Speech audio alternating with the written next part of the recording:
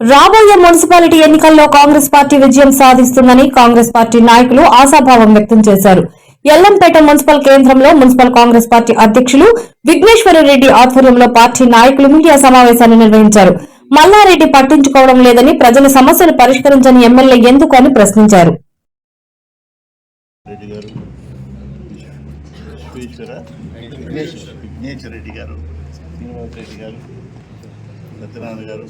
బాలరెడ్డి గారు, అక్రమ్ గారు, ఇక్కడ ఉన్న పెద్దలందరికీ, సోదర కార్యకర్తలకు, నూతన ప్రజలు ఇబ్బంది పడిన మాట మాకంటే మీకు బాగా తెలుసు.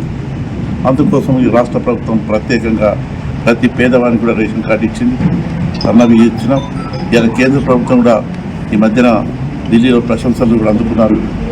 తెలంగాణ రాష్ట్రంలో, భారతదేశంలో మొత్తంలో కూడా తెలంగాణ రాష్ట్రం తప్ప సన్న బియ్యం వివరిస్తలేదు. మరి కొందరు బీజేపీ మిత్రులు అంటారు మా ప్రోగ్రాం అని. ఇలా మెజార్టీ రాష్ట్రాలు, 3 రాష్ట్రాలు తప్ప కాంగ్రెస్ పార్టీకి, మిగతా రాష్ట్రాలని బీజేపీకి ఉన్నాయి. మరి వాళ్ళు మాత్రమే ఎక్కడ కూడా సన్న బియ్యం ఇస్తలేదు. ప్రత్యేకంగా గౌరవ ముఖ్యమంత్రి గారు ఆలోచన చేసి సన్న బియ్యం ఇస్తూ ఉన్నారు.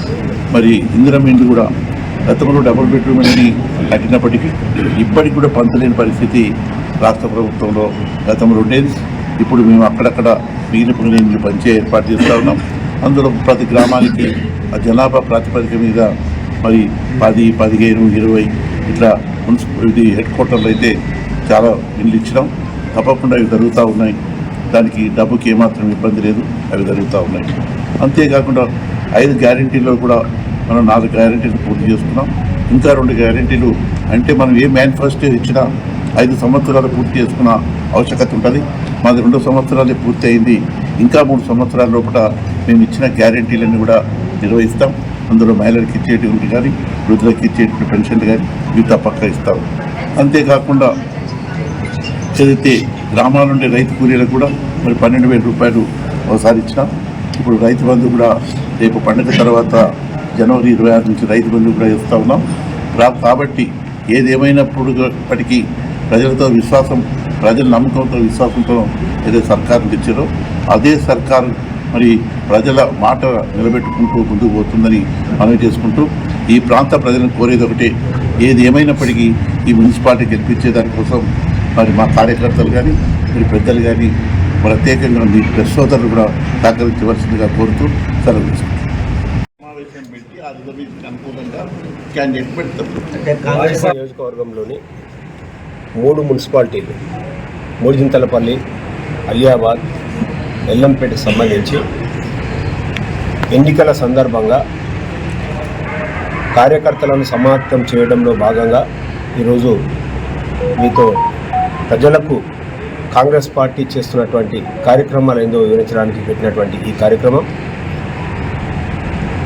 ఒక పిసిసిలో నేను సీనియర్ స్పోక్స్ పర్సన్గా పిసిసి తరఫున కూడా మాట్లాడుతూ మేడ్చల్, మల్కాజ్గిరి జిల్లాలో 5 నియోజకవర్గాలలో మొత్తం జిల్లాలో ఉన్నటువంటి మనకు 3 మున్సిపాలిటీలు, 117 మున్సిపాలిటీలు తెలంగాణలో ఉంటే మన దగ్గర 3 మున్సిపాలిటీలు మాత్రమే మన జిల్లాలో ఉన్నాయి.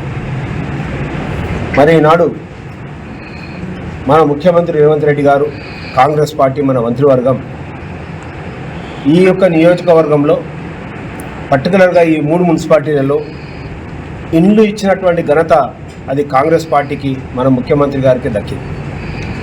10 సంవత్సరాలు అధికారంలో ఉన్నటువంటి బీఆర్ఎస్ ఒక్క ఇల్లు కూడా, డబుల్ బెడ్రూమ్ ఇల్లు కూడా ఎవరు కట్టించిన పాపన్న పోలే. ఆనాడు రాజశేఖర రెడ్డి గారు ముఖ్యమంత్రిగా ఉన్నప్పుడు ప్రతి గ్రామంలో ఇందిరమ్మ ఇండ్లు ఉంటాయి.